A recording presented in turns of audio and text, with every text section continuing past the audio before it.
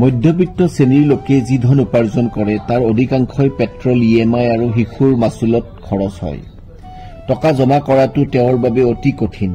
এনে সময়ত ঘৰলৈ বেমাৰ আহিলে বা দুৰ্ঘটনা হলে বছৰৰ সঞ্চয় এদিনতে অপচয় হৈ যায় আৰু যদি ভুলতেও ঘৰৰ ব্যক্তিগত উপাৰ্জন কৰা ব্যক্তিজনৰ লগত দুৰ্ঘটনাটো ঘটে তেন্তে সঞ্চয় নোহোৱা হৈ যায়। অৱশ্যে ভৱিষ্যতৰ উপাৰ্জনতো প্ৰভাৱ পৰে। আজিও ভাৰতত 70% পৰিয়াল দৰিদ্ৰ সীমাৰেখাৰ তলত পৰাৰ সম্ভাৱনা আছে যদি তেওঁলোকৰ এটা ডাঙৰ বেমাৰ বা এটা ডাঙৰ দুৰ্ঘটনা হয়।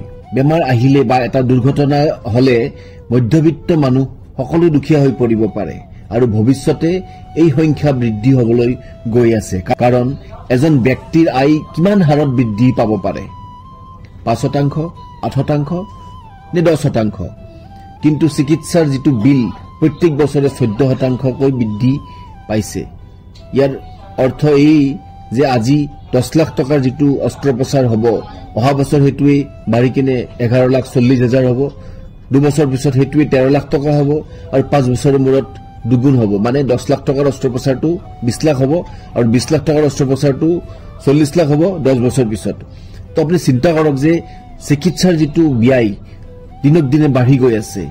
এই সকলোবোৰ সাধাৰণ মানুহৰ লগতো হ'ব পাৰে। অৱশ্যে এতিয়াও জনসাধাৰণে চিকিৎসা স্বাস্থ্য বীমাৰ বিষয়ে বুজি পোৱা নাই, যিটো আমি হেল্থ ইঞ্চুৰেঞ্চ বুলি কয় তাৰ বিষয়ে বুজি পোৱা নাই। কিমান দৰকাৰী এই হেল্থ ইঞ্চুৰেঞ্চ তাৰে আজি ভিডিঅ' আপোনালোকৰ মাজত এটা সজাগতা হিচাপত মই আনিছো আৰু ভিডিঅ'টো শেষলৈকে চালে আপোনালোকে বুজি পাব। আৰু যদি মোৰ ইউটিউব চেনেল আজিও ছাবস্ক্ৰাইব কৰা নাই ছাবস্ক্ৰাইব কৰিব। নমস্কাৰ, মই ডক্টৰ হিমাংশু বৈশ্য আপোনালোকক স্বাগতম জনাইছো মোৰ ইউটিউব চেনেলত। এই চেনেলৰ লক্ষ্য হৈছে জনস্বাস্থ্য সম্পৰ্কে সজাগতা বৃদ্ধি কৰা আৰু সঠিক তথ্য দিয়াৰ লগতে এখন সুস্থ আৰু স্বাস্থ্যৱান সমাজ গঢ়া। মোৰ এই যাত্ৰাত আপোনালোকে মোৰ লগত সহভাগী হৈ এই উদ্দেশ্য পূৰ্তিত সহযোগ কৰে যেন। আৰু মোৰ এই ভিডিঅ'টো আপোনালোকে লাইক কৰক, শ্বেয়াৰ কৰক আৰু চেনেলটো আজিও যদি ছাবস্ক্ৰাইব কৰা নাই ছাবস্ক্ৰাইব কৰক।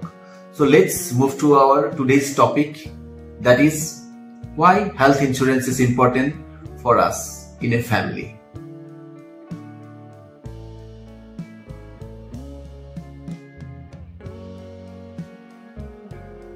নিশ্চয় আপোনালোকে বুজি পাইছে যে যিবিলাক আমাৰ স্বাস্থ্য বীমা থাকে সেইটোৰ মানুহৰ ঘৰ এখনৰ কাৰণে কিমান ইম্পৰ্টেণ্ট তাৰে বিষয়ে যে আপোনালোকক মই জনাম। যদি ভিডিঅ'টো শেষলৈকে চাই you will be totally clear regarding the requirement of health insurance in a family. তো কথা হল আপোনালোক জানেই মই হস্পিটেলত চাকৰি কৰোঁ আৰু এখন প্ৰাইভেট হস্পিটেলত মই কৰ্মৰত। তো আমি দেখো বহু মানুহ যিবিলাক মানুহে নিজৰ ল'ৰা ছোৱালীক বা নিজৰ চিকিৎসাৰ কাৰণে ইয়াত আহে আৰু যেতিয়া যাবৰ হয় বহুত গাঁঠিৰ ধৰ তেওঁলোকে ভাঙি কিনে পইচা দি কিনে যাবলগীয়া হয়। তো কথা হৈছে যে চিকিৎসাৰ যিটো মূল্য আজিৰ ডেটত বহুত বেছি। Treatment is not easy nowadays, treatment is very tough. কাৰণ ট্ৰিটমেণ্টটো মানে কি হৈছে আপোনাৰ চাৰিওফালে আপুনি যেতিয়া চাব, যদি প্ৰাইভেট হস্পিটেলত আপুনি যদি চিকিৎসা কৰিব লগা হয় পইচা বহুত দিব লগা হয় চিকিৎসাৰ বাবদ।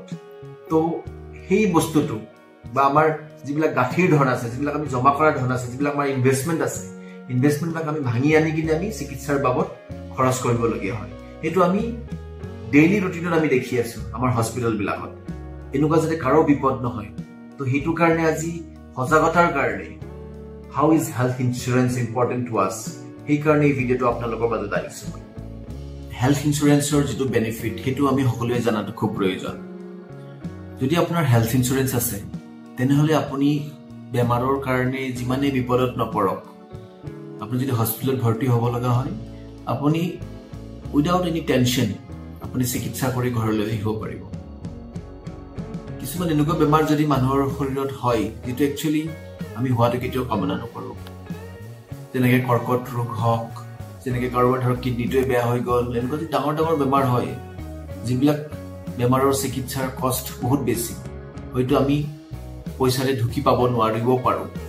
কিন্তু আপোনাৰ যদি স্বাস্থ্য বীমা আছে, হেল্থ ইঞ্চুৰেঞ্চ আছে, তেনেহ'লে আপুনি চিন্তা নকৰাকৈ আপুনি সেই হেল্থ ইঞ্চুৰেঞ্চৰ জৰিয়তে আপুনি চিকিৎসা কৰি হাঁহি মুখে উইদাউট এনি এক্সপেন্সেছ আপুনি ঘৰত আহিব পাৰিব তো আপুনি চাওকচোন হেল্থ ইঞ্চুৰেঞ্চৰ কিমান ইম্পৰ্টেঞ্চ না আপোনাৰ জমা কৰা গাঁঠিৰ ধন খৰচ নহল বা আপুনি যিবিলাক পইচা ইনভেষ্ট কৰিছে কিবা কামত এই ইনভেষ্টমেণ্টৰো আপোনাৰ একো ক্ষতি নহল তো কথা হৈছে হেল্থ ইঞ্চুৰেঞ্চটো কিমান ইম্পৰ্টেণ্ট এই ইম্পৰ্টেঞ্চটো মানুহে বুজি পোৱাটো খুব প্ৰয়োজন আৰু এই এৱেৰনেছটো আমাৰ সমাজত যেতিয়ালৈকে নাহিব তেতিয়ালৈকে কিন্তু যিটো মই হস্পিটেলত দেখি আছো মানুহে পইচা দি চিকিৎসা কৰি আছে